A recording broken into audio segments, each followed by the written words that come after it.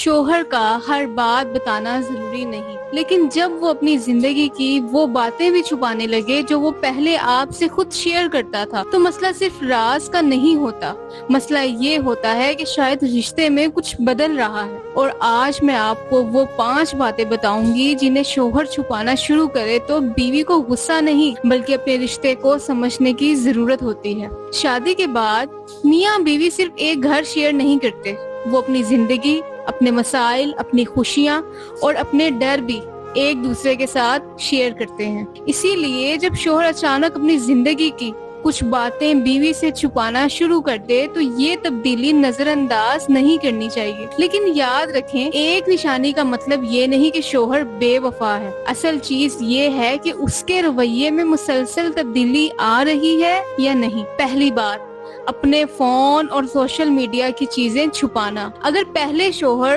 Phone عام جگہ پر رکھتا تھا، بیوی کے سامنے آرام سے استعمال کرتا تھا، لیکن اب اچانک فون کو ہر وقت لاک رکھنے لگے، میسج آتے ہی اسکرین چھپا لے یا بیوی کے قریب آتے ہی گفتگو بند کر دے، تو سوال فون کا نہیں، اس اچانک بدل جانے والے رویے کا ہے۔ دوسری بات، اپنی روزمرہ زندگی کے بارے میں بتانا کم کر دینا۔ پہلے وہ بتاتا تھا کہ آج کس سے ملا، دن کیسا گزرا، کام پر کیا ہوا، لیکن اب پوچھنے پر صرف یہی جواب ملے، کچھ نہیں، بس کام تھا، کچھ خاص نہیں ہوا، تو ممکن ہے کہ وہ صرف تھکا ہوا ہو۔ لیکن اگر یہ رویہ مستقل ہو جائے تو ایموشنل ڈسٹینس کی علامت بھی ہو سکتی ہے۔ تیسری بات، مالی معاملات چھپانا۔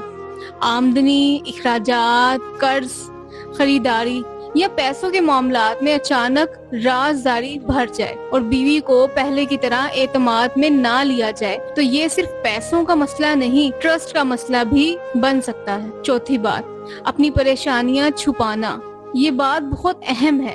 کچھ مرد اپنے مسائل اس لیے چھپاتے ہیں کیونکہ وہ بیوی کو پریشان نہیں کرنا چاہتے یا انہیں لگتا ہے کہ انہیں خود ہی سب کچھ سنبھالنا چاہیے۔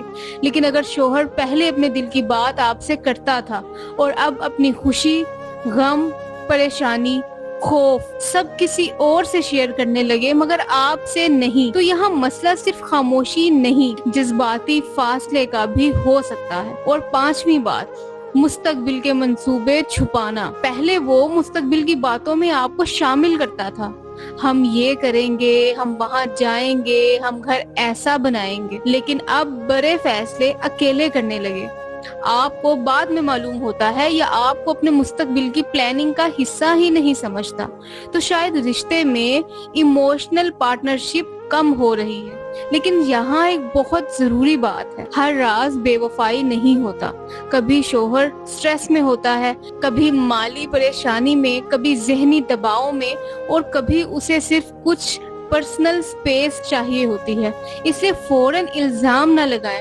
اپنے شوہر کا فون چیک کرنے سے پہلے اس سے ایک سوال ضرور کریں، کیا کوئی ایسی بات ہے جو تم مجھ سے کہنا چاہتے ہو لیکن کہہ نہیں پا رہے؟ کیونکہ بعض اوقات رشتہ صرف تیسرے شخص کی وجہ سے نہیں ٹوٹتا، رشتہ اس وقت کمزور ہوتا ہے جب دو لوگ ایک دوسرے سے بات کرنا چھوڑ دیتے ہیں۔ اور اگر آپ چاہتے ہیں کہ آپ کے رشتے میں محبت کے ساتھ اعتماد اور کمیونیکیشن بھی قائم رہے تو ایک دوسرے سے سوال کم اور ایک دوسرے کو سمجھنے کی کوشش زیادہ کریں، کیونکہ ایک مضبوط شادی وہ نہیں جس میں کبھی راز نہ ہو، بلکہ وہ ہے جس میں دونوں کو یہ یقین ہو کہ میں اپنے شریک حیات سے کچھ بھی کہہ سکتا ہوں۔